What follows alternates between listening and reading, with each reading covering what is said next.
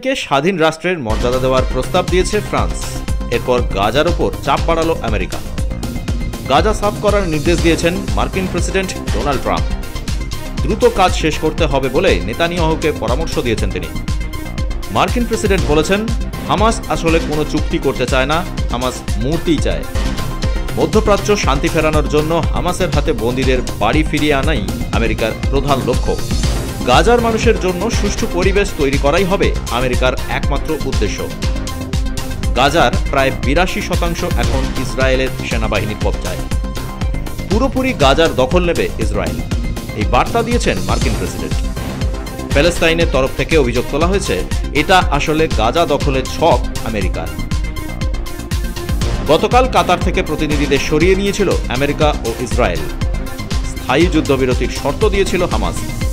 এমনকি যেসব এলাকায় ইসরায়েলের বাহিনী রয়েছে তার মানচিত্র প্রকাশের দাবিও জানিয়েছিল তারা। আমেরিকার সঙ্গে কথা বলার পর ইসরায়েল সেই দাবি মানেনি। এরপরই গতকাল দোহা থেকে প্রতিনিধি প্রত্যাহার করা হয়। তবে বেশ কয়েকটি ইউরোপীয় দেশ জানিয়েছে, রাষ্ট্রসংঘের নিরাপত্তা পরিষদে প্যালেস্তাইনকে স্বাধীন দেশের মর্যাদা দেওয়ার বিষয়টি উঠলেই চাপ বাড়বে আমেরিকার উপর। অতীতের ফ্রান্স সবচেয়ে ঘনিষ্ঠ ছিল ইসরায়েলের, তারাই এখন নেতানিয়াহুর সমালোচনা করছেন। Bureau report. যদি পারমাণবিক কাজ বন্ধ না করা হয় তাহলে ইরানের উপর বিধিনিষেধ জারি করা হবে বলে জানিয়ে দেওয়া হয়েছে। তুরস্কে গতকাল বৈঠক হয়েছিল, সেই বৈঠকে খোলামেলা আলোচনা হয়েছে বলে জানানো হয়েছে। তবে ইরানকে পরিষ্কারভাবে জানিয়ে দেওয়া হয়েছে, যদি তারা ইউরেনিয়াম সমৃদ্ধির কাজ বন্ধ না করে তাহলে সব ধরনের সাহায্য বন্ধ করা হবে। এই পরিস্থিতি থেকে উদ্ধার হওয়ার জন্য ইরান, রাশিয়া ও চীনের সাহায্য চেয়েছে। দুদেশই জানিয়েছে তারা ইরানের পাশে রয়েছে। আর ইরান জানিয়েছে ইউরেনিয়াম সমৃদ্ধির কাজ তাদের কাছে গর্বের। ব্যুরো রিপোর্ট, কুবের কলম ডিজিটাল।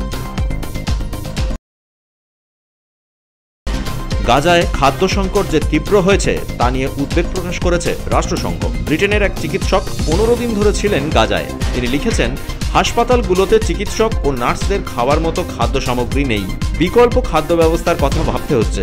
চিকিৎসক ও নার্সদের অনেকের ওজন 10 থেকে 30 কিলো পর্যন্ত কমেছে। গাজায় না খেতে পেয়ে আজ সকালে 9 জন শিশুর মৃত্যু হয়েছে। পরিস্থিতি অত্যন্ত উদ্বেগজনক। বেশ কয়েকটি আন্তর্জাতিক সংবাদ মাধ্যম জানিয়েছে, ইসরায়েলি সেনাদের একাংশ বলেছেন, গাজা আসলে যুদ্ধক্ষেত্র নয়, এটা আসলে মৃত্যুপুরী। নিরস্ত্র নিরন্ন মানুষের ওপর নির্বিচারে গুলি চালাচ্ছি আমরা। ছটফট করতে করতে সাধারণ মানুষের মৃত্যু হচ্ছে, সেই দৃশ্য চোখে দেখা যাচ্ছে না। আমেরিকার প্রেসিডেন্ট ডোনাল্ড ট্রাম্প ইসরায়েলকে পরামর্শ দেওয়ার পরই ক্ষেপণাস্ত্র হামলা 100 গুণ বাড়িয়েছেন নেতানিয়াহু। আজ সকাল থেকে একের পর এক শরণার্থী শিবিরে হামলা চালানো হচ্ছে, গুঁড়িয়ে দেওয়া হচ্ছে বাড়ি। গাজা জনমানব শূন্য করতে চায় ইসরায়েল। এই পরিস্থিতির পর চাপ বাড়িয়েছে ব্রিটেন, জার্মানি ও ফ্রান্স। 3 দেশ একসঙ্গে বিবৃতি দিয়ে বলেছে, এখনই খাবার পাঠাতে হবে গাজায়। ইসরায়েলের উচিত নিরন্ন মানুষের জন্য খাবার পাঠানো। এই প্রথম এত বড় কড়া বার্তা দেওয়া হলো নেতানিয়াহুকে। জার্মানি জানিয়েছে তারা এখনই প্যালেস্তাইনকে স্বাধীন দেশের মর্যাদা দিতে চায় না, তবে শান্তির জন্য যুদ্ধ বন্ধ করা দরকার। ব্যুরো রিপোর্ট, কুবের কলম ডিজিটাল। থাইল্যান্ড ও কম্বোডিয়ার মধ্যে সংঘাত সম্ভবত শেষ হতে চলেছে। এখনো পর্যন্ত 32 জনের মৃত্যু হয়েছে। রাষ্ট্রসংঘ বন্ধ ঘরে বৈঠকে বসে নিউ ইয়র্কে। সেই বৈঠকে ছিল মালয়েশিয়া। আসিয়ান দেশগুলোর তরফ থেকে বলা হয়, শান্তি প্রতিষ্ঠার জন্য এখনই সংঘাত বন্ধ করতে হবে। কম্বোডিয়া শান্তি চুক্তিতে সম্মতি জানিয়েছে। মালয়েশিয়ার তরফ থেকে বলা হয়েছে, থাইল্যান্ড ছোট্ট দেশ, কম্বোডিয়া থেকে প্রায় 3 গুণ কম সেনার সংখ্যা। এমন একটা ছোট্ট দেশের ওপর কিভাবে হামলা চালায় কম্বোডিয়া? দুদেশের সীমান্ত থেকে 58,000 মানুষকে সরিয়ে নিয়ে গিয়েছে থাইল্যান্ড, আর কম্বোডিয়া নিরাপদ স্থানে নিয়ে গেছে 23,000 মানুষকে। এখনই সংঘাত বন্ধ না হলে পরিস্থিতি যুদ্ধের আকার নেবে। থাইল্যান্ড জানিয়েছে, ইতিমধ্যেই কম্বোডিয়া রাশিয়া আর চীনের তৈরি রকেট লঞ্চার ব্যবহার করেছে। মালয়েশিয়ার আনোয়ার ইব্রাহিম বলেন, দুদেশই তাদের সেনাবাহিনীকে সরিয়ে নিচ্ছে। পান্না ত্রিভুজ আর বেশ কয়েকটা হিন্দু মন্দির নিয়ে 2 দেশের মধ্যে সংঘাত চলছে 3 দিন ধরে। ব্যুরো রিপোর্ট, কুবের কলম ডিজিটাল।